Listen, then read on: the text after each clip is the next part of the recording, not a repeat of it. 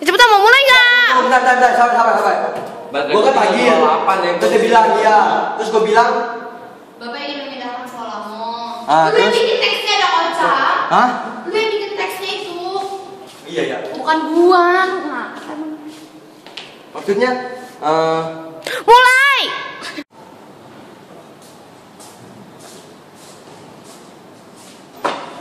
Pak, aku mau nanya sesuatu dong. Iya, ngomong aja. Jadi Bapak suka sama cewek yang berpenampilan seksi. Bapak lebih suka dengan wanita yang berpenampilan sopan dan sederhana daripada cewek seksi. Itu gak ada. Oh, Pak, saya ingin bertanya sopan. Oh iya, Pak, saya. Aku mau nanya. Aduh, Pak, mau nanya dong. Jadi mau ganti kasih ya? Ayo.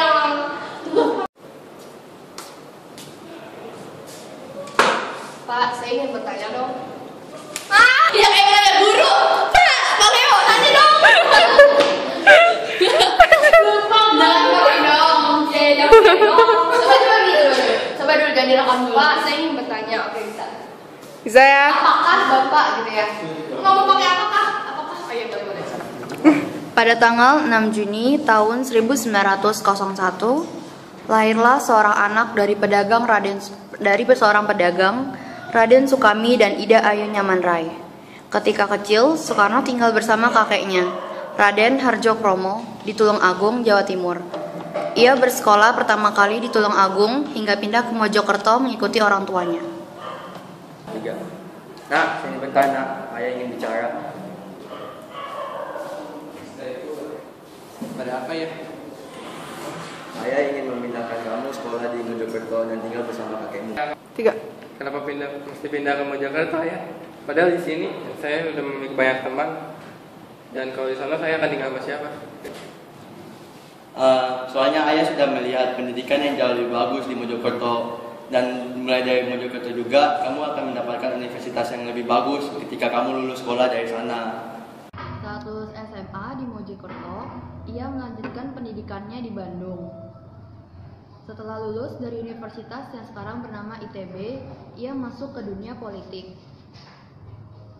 Ia berhasil membuat partai yang terkenal pada saat itu yang bernama Partai Nasional Indonesia.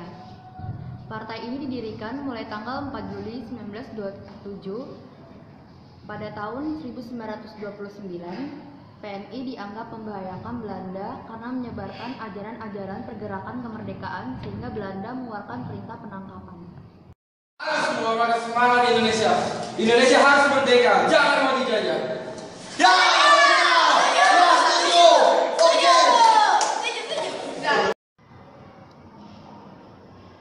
Pada tanggal 18 Agustus tahun 1930, para tokoh ditangkap dan diadili di pengadilan pemerintah Belanda dan dimasukkan di penjara Sukamiskin, Bandung.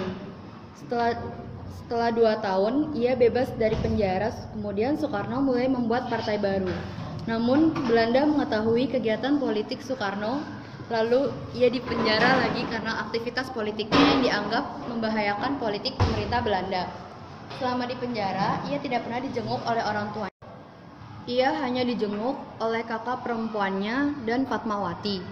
Selama di penjara, akses menjadi diperketat agar Soekarno tidak melakukan kegiatan politik.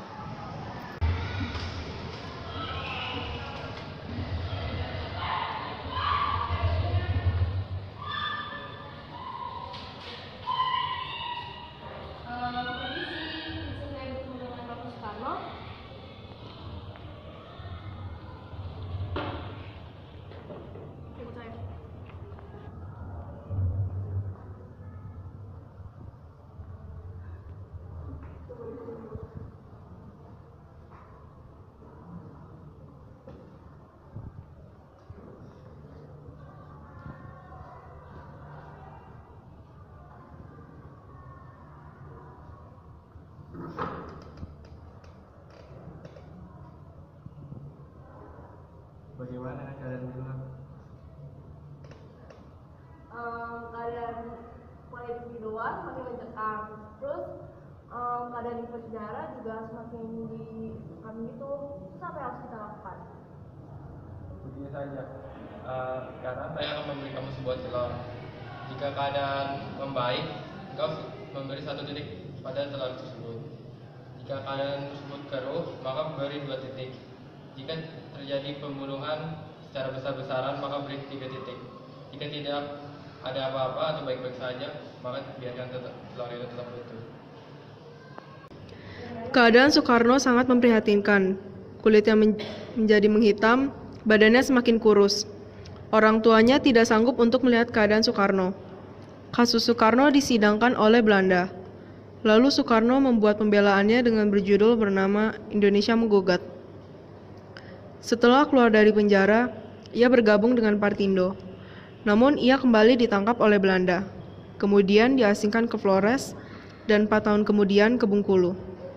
Setelah itu, Soekarno bertemu dengan Muhammad Hatta. Pada tanggal 17 Agustus 1945, Soekarno dan Muhammad Hatta memproklamasikan kemerdekaan Indonesia.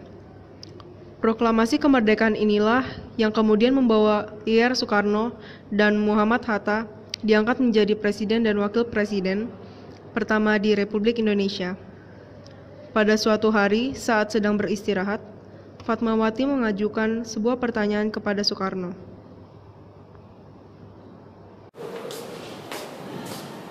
Pak, saya ingin bertanya. Iya, ada apa? Apakah Bapak menyukai wanita yang seksi? Bapak lebih menyukai wanita yang berpenampilan sopan dan sederhana daripada wanita yang seksi dan memakai lipstik.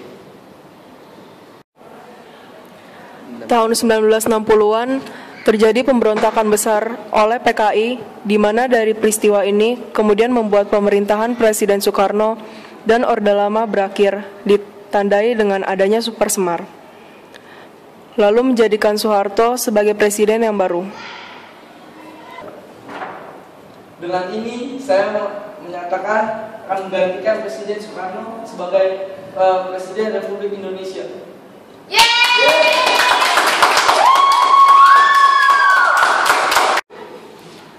Setelah jabatan sebagai presiden berakhir, ia kemudian banyak menghabiskan waktu di Istana Bogor.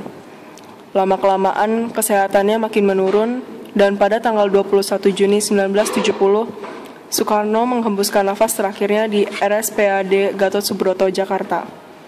Jenazahnya kemudian dibawa ke Blitar dan dimakamkan dekat dengan makam ibunya.